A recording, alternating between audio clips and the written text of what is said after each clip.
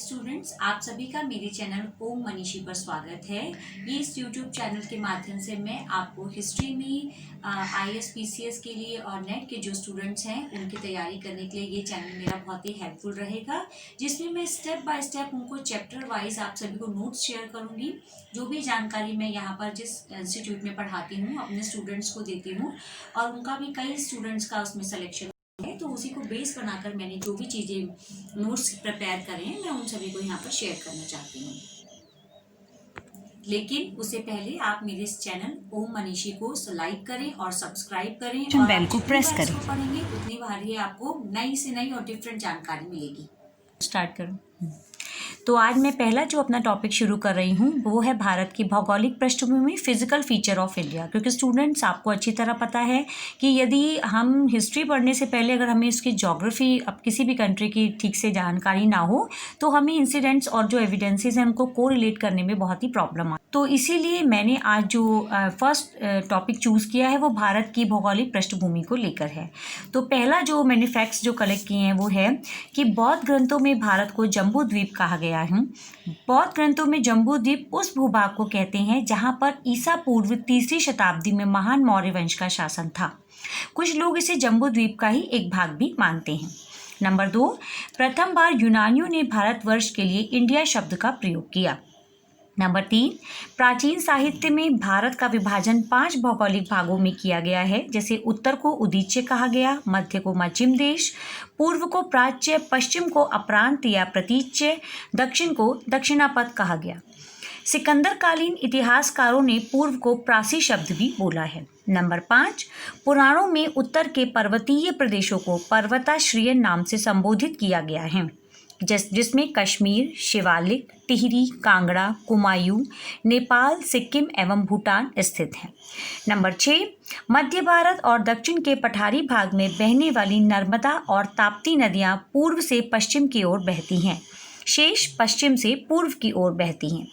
Number 7, Vindhyachal पर्वतमालाएं जो कि पूर्व से पश्चिम की ओर फैली हुई हैं, वे भारत को उत्तर और दक्षिण में विभाजित करती हैं।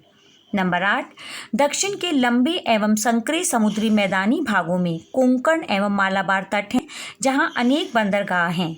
यहां कृष्णा, कावेरी एवं गोदावरी नदी के उपजाऊ डेल्टा भी।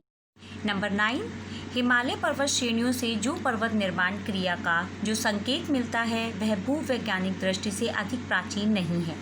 भूविज्ञान के मेसोजोइक एरा यानी मध्यजीव महाकल्प के दौरान के स्थान पर समुद्र था, जो भूवैज्ञानिक साहित्य में टिथिस सागर के नाम से विख्यात है। मेसोजोइक एरा आज से 7 करोड़ से लगभग 22 करोड़ वर्ष पहले मानी गई है। नंबर 10, अरावली की पहाड़ियाँ राजस्थान को पूर्वी राजस्थान और पश्चिमी राजस्थान की विभाजक रेखा में बांटती हैं। नंबर 11, गंगा का कछारी मैदान आसाम में ब्रह्मपुत्र घाटी से सिंध में सिंधु नदी के डेल्टा तक फैला हुआ है।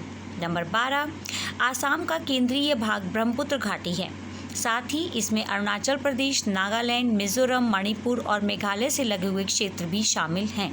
नंबर 13, मध्य प्रदेश के 2 प्रमुख भाग हैं, मालवा के पठार जो उपजाऊ हैं तथा बुंदेलखंड के शुष्क ऊबड़ खाबड़ भाग।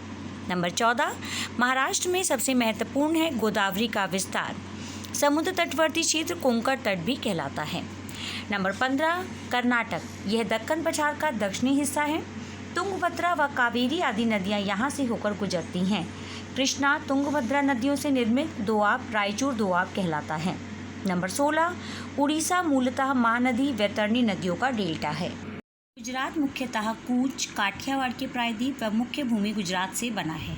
नंबर 18, भारत के उत्तर पश्चिम सीमांत प्रदेशों में मध्यकाल में 52 पहाड़ी दर्रे थे जो उपयोग में आते थे। सर्व प्रमुख मार्ग खैबर, टोची, कुर्रम, गोमल तथा बोलन मार्ग थे। नंबर 20, खैबर एक दर्रा है, जबकि गोमल और बोलन नदियां अपनी घाटियों के माध्यम से संचार साधन प्रदान करती हैं। ये मार्ग अफगानिस्तान की तरफ जाते हैं। नंबर 21, दक्षिणी बलूचिस्तान से या तो मकरान समुद्र तट द्वारा या फिर केस घाटी में होकर ईरान आसानी से पहुंचा जा सकता था। नंबर 22, ऐसा माना जाता है कि दक्षिण में आर्य संस्कृति अगस्त ऋषि द्वारा लाई गई। नंबर 23, मत्स्य पुराण में भारतवर्ष के 9 भाग बताए गए हैं जो इस प्रकार हैं। इंद्रद्वीप, कसेरू, ताम्रपर्णी, गभाइस्तेमाल, नागद्वीप, सौम्य, गंधर्व, वारुष और सागर। नंबर 24, ऐसा माना जाता है कि दुष्यंत के पुत्र भरत के नाम पर ही इस देश का नाम भारत पड़ा। नंबर 25, प्राचीन धर्मग्रंथों में भारत को यतु संस्थान सांस्कृतम कहा गया है। Thank you. तो आज जो मैं आपके लिए 25 क्वेश्चन का पेपर लेके आई हूँ स्टूडेंट्स, आई होप कि ये आपको बहुत ही हेल्पफुल साबित होगा किसी भी कॉम्पिटिटिव एग्ज़ाम में। नेक्स्ट मैं जो अपना एग्ज़ाम पेपर आपके लिए फिर से बनाकर लाऊंगी वो मैं उम्मीद करती हूँ इससे बेटर और आपके लिए और भी ज़्यादा हेल्पफुल और इंटरेस्टिंग रहेगा। लेकिन उससे पहले मेरे चैनल को लाइक कीजिए, सब्सक्राइब करिए और ओम मनीषी को आगे भी पसंद करते रहिए। Thank you so much, all the best.